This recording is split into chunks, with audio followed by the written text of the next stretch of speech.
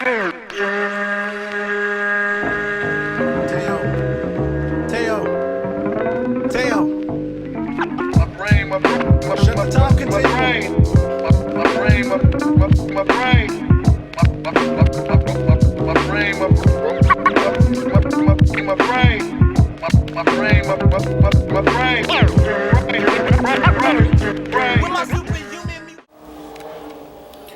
up, bitches? It's the Misanthropic One, aka He Who Hungers, and I'm back up in this bitch for another rant/review. Today I want to talk about this album right here, De La Soul's latest album, titled "And the Anonymous Nobody."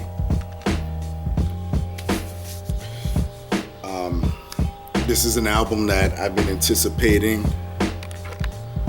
Hang on, let me fix that. I've been anticipating this album as much as any other hip-hop head that follows De La Soul or just follows hip-hop in general. These guys are pioneers, and I'm actually glad this album came out for kind of a selfish reason, other than me just wanting new De La Soul music. I never really talked about De La Soul on my channel, and this is a perfect opportunity to talk about these guys. And these guys, for those that don't know, they're a Long Island rap group. They've been around since the late 80s. Check out their seminal album, 3 Feet High and Rising. You also have De La Soul is Dead, which is fucking another crazy album. I mean, their whole catalog to me is very untouchable. And these guys, what's important about these dudes is they actually were game changers, and they opened up the door to alternative hip hop as we now know it. And you know, they were the beginning of the whole Native Tongues clique, you know, Jungle Brothers, Tribe Called Quest, and these guys actually forced people to look at hip hop as an art form. I mean, for people like me that consider themselves hip hop heads, everything in hip hop, lyrical and beat wise and made creatively, will be considered art, you know. But these guys, you know, because at the time, you know, rap was under a lot of scrutiny for people saying, oh, it's just words. People are just saying words and this and that. These guys were sampling from left field, and they were the alternative to a lot of the harder shit that was out there.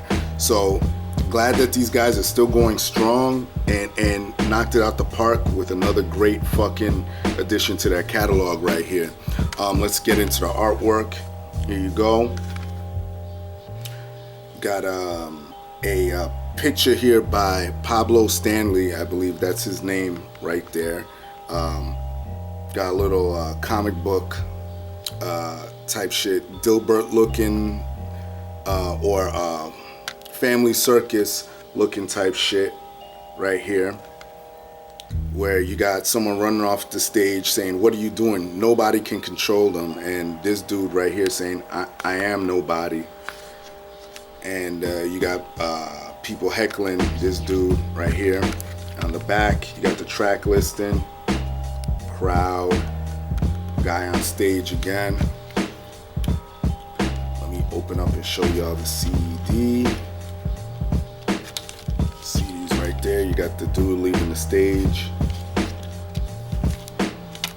Nothing on the back there, it's just black. Alright, let me show you the insert real quick. Insert is basic. You know, you got a lot of the liner notes here. That's all. Nothing really stellar in there. And yeah, that's about it. And you got the track listing again right here. So let's get into some of the production on this bitch. Production, you got the Anonymous Nobodies, which I'm gonna assume is De La Soul themselves. And I'm gonna speak on some of the co-production too. You have Dave, who's Plug 2, one of the members of De La Soul. Davey Chegwidden. You have Super Dave West. Okay, so they did a lot. Pete Rock was on here. Ethan Phillips. Joshua Matthew Lopez, co-producer as well. Pastanus did a track co-produced by Super Dave West, Joshua Matthew Lopez, Money Mark, Dave Chegwidden. Some of these I am repeating again because they did co-produce on some of these tracks. Try not to go to, if I see it twice, I'm not gonna repeat it. Dave Palmer, Kaveh Rastegar, David Jolisier. I don't know if I said that correctly. Okay.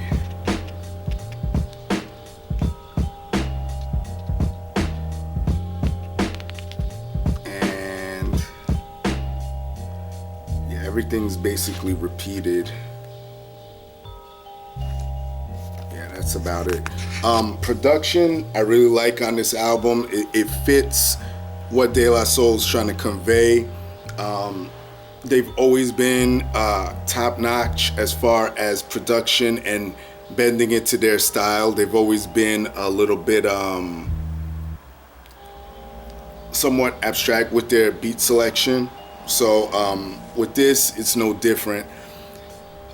Features on this bitch, you have Jill Scott, you got Snoop Dogg, Rock Marciano, Estelle, Pete Rock, Justin Hawkins, David Byrne, Usher, Lil Dragon, 2 Chainz, David Goldblatt, and Damon Albarn from the Gorillaz. Features on here, some of them I felt, they all did their thing. They all added a little piece of, adding to De La Soul's creativity, and that's part of the thing that took me off base, because you look at De La Soul and then you see someone like 2 Chainz, and I'm like, y'all know how I feel about him and that sort of rap, but it actually worked out pretty decent. Same thing with Rock Marciano. I'm a big fan of Rock Marciano, but he's he's a little bit gangster compared to them, and they were always the antithesis, God, I hate that word, to the gangsterisms and shit, but they made it work on their track together, property of spitkicker.com. And now I'm getting into the meat and potatoes of the shit. You got I forget how many tracks, 4, 8, 12, 17 tracks on this bitch. A real thick album, so you're not getting ripped off as far as tracks. Dope lyrical, wordplay, beat-wise as well. Concepts, track 2, Royalty Capes. I love that track. For me, what I envision is them talking about themselves as hip-hop royalty, which they should be considered as well, because these guys have really been the dudes that influenced a lot of cats, but they really didn't get that shine. I think it took 3 Feet High and Rising, I think it took over maybe close to a decade for that to even go platinum, that album. But if it wasn't for people like De La Soul, you wouldn't have your Mos Defs, maybe Kanye West, Common. These dudes really broke down barriers, and it's kind of sad to see that they don't have much shine. You know what I mean? They were always there. People knew who they were, but but yeah, that's Royalty Capes. That's what I think of that. I want to jump to track, what is this, 6, CBGBs, and track 7, Lord Intended. Really, really love those two tracks. The reason why I mentioned them together is because I believe CBGBs is a track that kind of helps. It's like an intro to Lord Intended, because CBGBs is a track that's only 1 minute and 21 seconds, and it's jumping into Lord Intended featuring Justin Hawkins, which is a track that is over 7 minutes long. And CBGBs is great. I love how they use the little rock references in their rhymes. For those that don't know, I'm a huge fan of rock, punk, and metal as well, so I like the creativity in there. Definitely love the beats on these tracks, especially when it goes into Lord Intended. Both of them have like a rap rockish feel, and that's the other thing with the production too. There's a lot of live instrumentation on this shit, which gave it a different feel from other De La Soul albums. But those two tracks have a rap rock feel, but when it gets to Lord Intended, I like how it mixes it in with the gospel choir and shit. That's a sound that I've never really heard, like with the electric guitars and the gospel and shit. I think that's fucking insane. Greyhounds featuring Usher, another weird combination, because I never really pictured them going to grab Usher, but they actually did. And shout out to Usher for getting with De La Soul, getting with some real dudes and putting it down. You really did.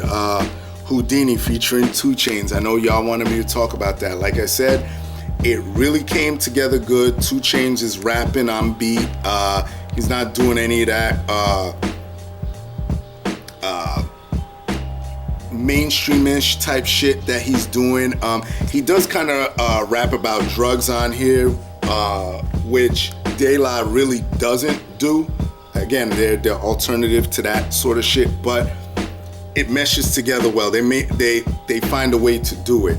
And then they're reunited with Damon Albarn from the Gorillaz in the last track, Here and After. For those that don't know the Gorillaz, check them out. They're a rock band. Damon Albarn used to be in a band called Blur. For those that don't know who Blur is, that song is called Song 2. I don't even want to try and attempt to sing it, but when you search it, you'll know exactly what that song is. But he's a big hip hop head. He did a song with Paz on one of the Gorillaz albums. I think it was their second one, but Damon Albarn is a real hip hop head. He really loves hip hop, and I'm rambling. Check the fucking album out, man. One of my favorites this year. Shout out to De La Soul, Posdnuos. I met you one time, bro. Great dude. Maceo, yeah, met you as well. Trugoy, I've never met, but hopefully one day I'll meet you. But yeah, my rating of this album, this album is insane. One of my favorites this year. I could easily say a 9 right off bat. Easily say a 9. Yeah, shout out De La Soul. Check the shit out. Y'all know the deal. Leave your love, leave your hate. Most of all, subscribe, support dope shit, and that's it. Peace, bitches.